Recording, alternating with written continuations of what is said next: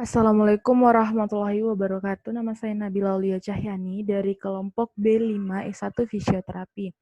Nah, di sini saya akan menjelaskan mengenai modul kegawat daruratan, yaitu balut bidai. Untuk definisinya, balut bidai adalah tindakan memfiksasi atau mengimobilisasi bagian tubuh yang mengalami cedera dengan menggunakan benda yang bersifat kaku maupun fleksibel sebagai fiksator atau imobilisator.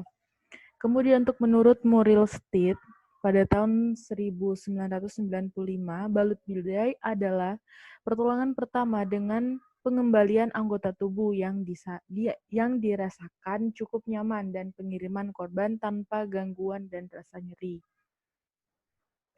Kemudian ini macam-macam bidai. Yang pertama ada bidai keras atau spalt. Untuk bentukannya dia ada beberapa macam tergantung pada sendi apa yang mengalami cedera. Ini bisa menggunakan kayu atau bambu gitu, terus dilapisi kain sebelum pemasangan pada si korban. Selanjutnya ada soft splint. Nah, dia modelannya seperti ini. Ada untuk tangan, kemudian ada untuk kaki juga. Yang ketiga ada bidai improvisasi atau splint improvisasi. Kita bisa menggunakan benda apa saja yang berada di sekitar kita untuk melakukan pertolongan pertama. Seperti ini contohnya dia menggunakan bambu, kemudian menggunakan tali untuk melakukan fiksasi pada anggota yang mengalami cedera. Ini ada contoh-contoh bidai improvisasi, ada sapu, payung, dan lain-lain. Kemudian bidai traksi atau traction splint yang berguna untuk melakukan fiksasi pada area yang cedera agar meminimalisir pergerakan. Kemudian ada bidai udara atau air splint. Dia seperti balon. Dia juga bisa dikempesin dulu. Selanjutnya ada gendongan atau belat dan bebat. Ini ada mitela, kemudian bandage, dan juga gendongan. Agar yang area yang cedera tidak terlalu banyak bergerak. Nah, di sini ada tujuan pembidaian. Yang pertama yaitu untuk mencegah pergerakan dari ujung tulang yang patah. Kemudian mengurangi terjadinya cedera yang baru di sekitar tulang yang sudah mengalami cedera sebelumnya. Selanjutnya memberi istirahat pada anggota badan yang patah atau yang mengalami fraktur. Kemudian mengurangi rasa nyeri akibat dari pergerakan yang berlebihan dan juga mempercepat penyembuhan. Selanjutnya prosedur pembidaian. Yang pertama kita siapkan dulu alat yang dibutuhkan. Selanjutnya kita melepas sepatu, jam tangan atau aksesoris si korban sebelum melakukan pembidaian. Pembidaian itu melalui dua sendi, sebelumnya diukur panjang bidai pada posisi kontralateral pasien yang tidak mengalami kelainan atau cedera. Keempat, kita pastikan bidai tidak terlalu ketat atau longgar agar peredaran darah si korban tidak terhambat. Selanjutnya, bungkus bidai dengan pembalut sebelum digunakan. Misal kita menggunakan bambu, maka kita harus membungkus terlebih dahulu menggunakan kain agar menghindari lecet pada si korban. Keenam, ikat bidai pada pasien dengan pembalut di sebelah proksimal dan di distal dari tulang yang patah. Dan yang ketujuh, setelah penggunaan bidai, cobalah mengangkat bagian tubuh yang dibidai untuk memastikan pemasangan bidai sudah benar. Ini untuk komplikasi pembidaian. Komplikasi pembidayaan dapat terjadi karena teknik yang salah. Salah satu komplikasi yang akan timbul adalah sindroma kompartemen dan gangguan neurovaskular. Cedera pembuluh darah, kemudian saraf atau jaringan lain di sekitar fraktur jika tidak dilakukan upaya meluruskan atau manipulasi lainnya saat memasang bidai. Kemudian gangguan sirkulasi atau saraf akibat pemasangan yang terlalu ketat, dan keterlambatan transport penderita ke rumah sakit jika penderita menunggu terlalu lama selama pembidaian. Untuk tujuan pembalutan luka, yang pertama kita mengurangi kerusakan jaringan yang luka. Setelah itu mengurangi rasa sakit dan nyeri pada luka, mencegah dari bahaya cacat dan infeksi, kemudian menghindari bahaya maut. Untuk manfaat pembalutan itu sendiri, yang pertama itu menutupi luka dari cahaya dan kotoran. Kemudian sebagai penekan atau penarik, penahan, pengunci, dan imobilisasi agar anggota tidak bergerak. Dan kemudian sebagai menunjang pembidaian. Yang harus kita perhatikan dalam pembalutan itu adalah kita harus mengawasi muka korban. Setelah itu, balutan tidak boleh kendor atau longgar karena dapat bergeser dan tidak boleh terlalu kencang karena dapat menghalangi peredaran darah. Sedapat mungkin pembalutan dilakukan dengan pasien tidur atau duduk dan jangan memegang luka pasien. Nah, sekarang saya akan mempraktikkan bagaimana cara melakukan pembalutan. Nah, jika si korban terdapat luka di kepala, misal di sini, nah untuk mitelannya dia pas posisi di tengah, kemudian kita tempelkan pas di luka si korban. Setelah itu kita pelintir di belakang. Nah, kemudian untuk ikatannya berada pas di atas luka si korban dengan ikatan simpul 8. Nah, selanjutnya untuk yang kedua, jika si korban terdapat luka di mata, untuk pemasangan mitelannya tetap berada di tengah. Kemudian kita pasang di tepat di mata si korban. Kemudian di belakangnya kita pelintirin. Setelah dipelintirin, untuk ikatannya berada di depan, bukan di atas mata si korban, dengan ikatan simpul 8. Kemudian untuk pembalutan yang ketiga, jika si korban terdapat luka di temporal, maka untuk pemasangan mitelannya seperti tadi, dia pas di tengah kemudian ditempelkan di area yang luka. Dan untuk yang tali yang satunya kita bawa ke bawah dagu seperti ini, dan di belakang telinga kita pelintirin. Nah, setelah dipelintirin, untuk tali yang pendek berada di depan dan yang panjang berada di belakang. Kemudian kita ikat tepat di atas area yang luka dengan ikatan simpul 8. Nah, seperti ini.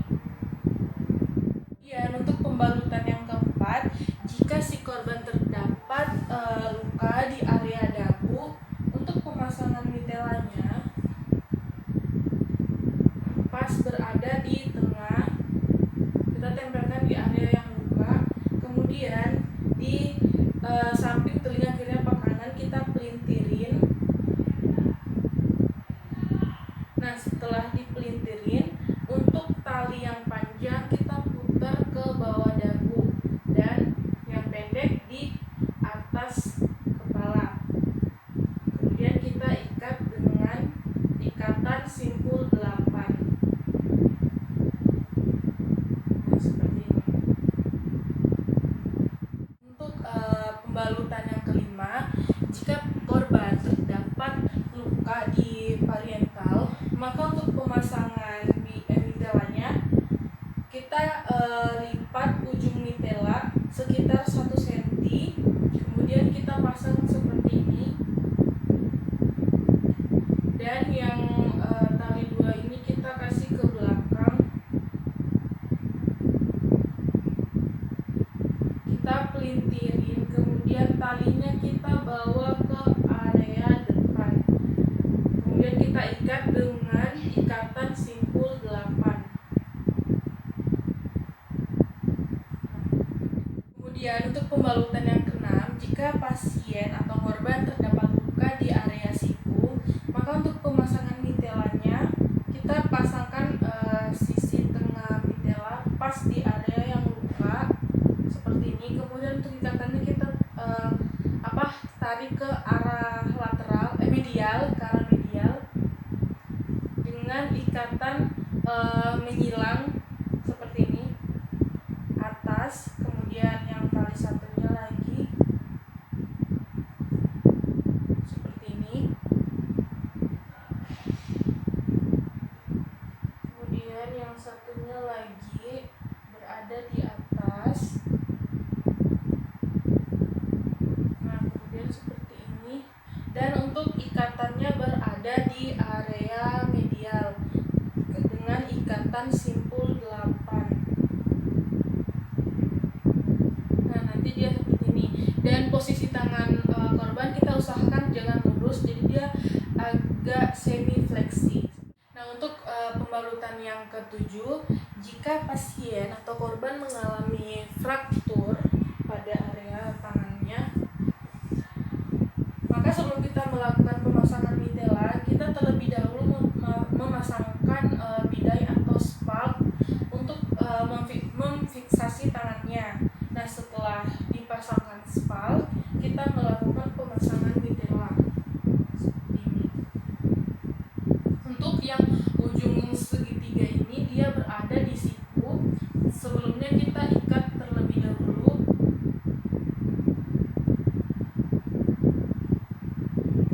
Nah, kalau sudah diikat, untuk yang satunya kita berada di belakang.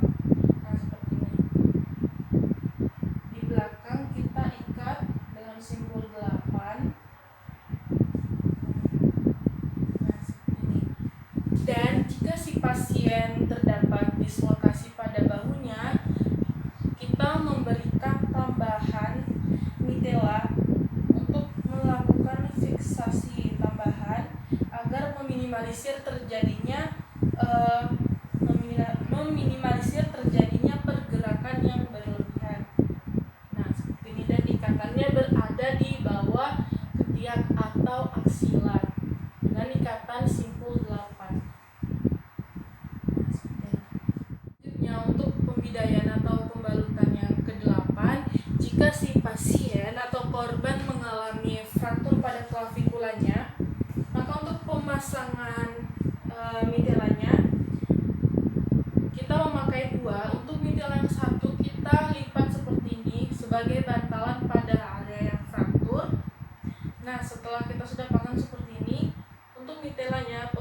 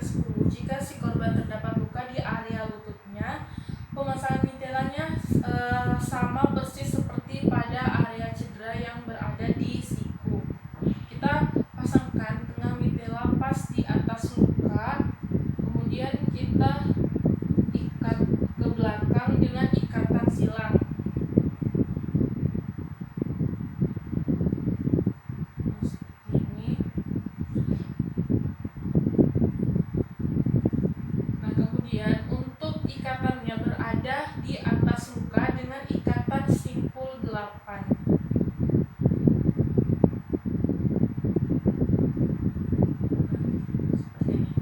Terdapat luka di area kaki atau ankle, untuk pemasangan mitelanya dia posisinya seperti ini. Nah, posisi kaki pasien berada di atas mitela.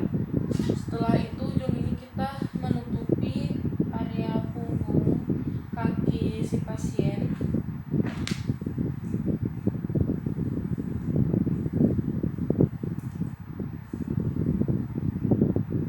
Nah, setelah itu kita melakukan pengikatan dengan pengikatan menyilang.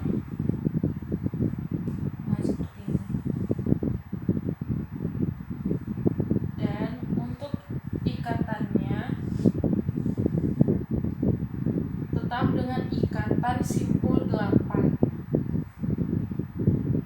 Nah, untuk pemasangan spalt, di sini kita menggunakan bidah improvisasi menggunakan payung.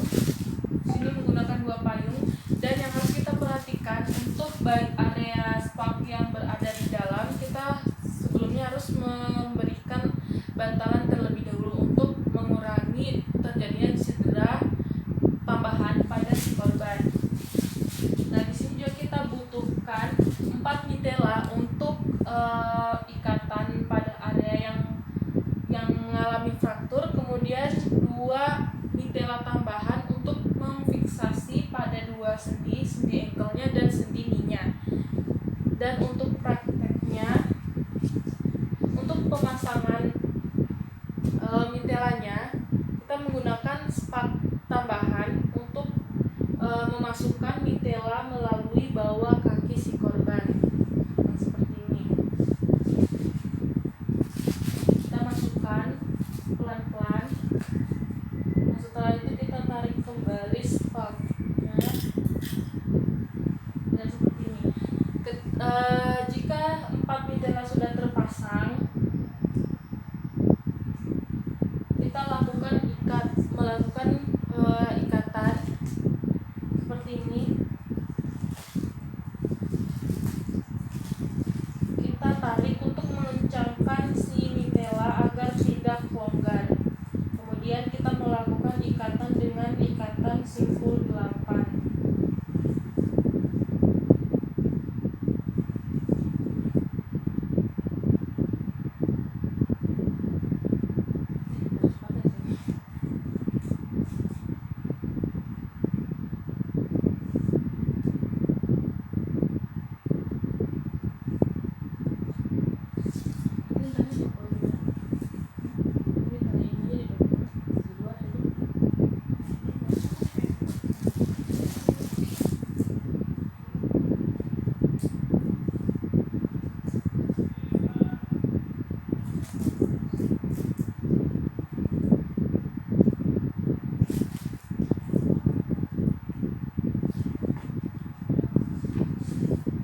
Nah, setelah mitela sudah terpasang seperti ini, kita memasangkan lagi 2 mitela tambahan pada 2 sendinya.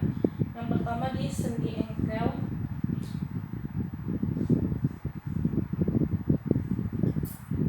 Kita memasukkan pakai spak melalui bawah kaki korban. Jadi ini untuk mengikat kedua kaki si korban untuk meminimalisir pergerakan tambahan.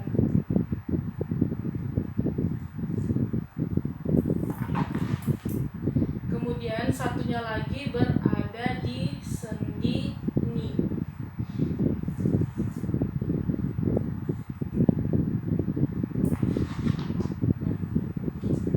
Kalau sudah terpasang, kita melakukan ikatan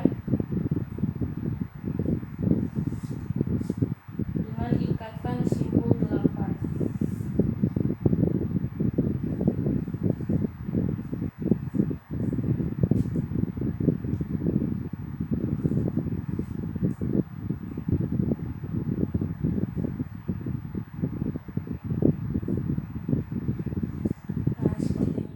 tadi penjelasan mengenai materi balut bidai sekaligus praktik bagaimana cara melakukan pemasangan balut bidai. Sekian dari saya, wabillahi taufiq walhidayah. Wassalamualaikum warahmatullahi wabarakatuh.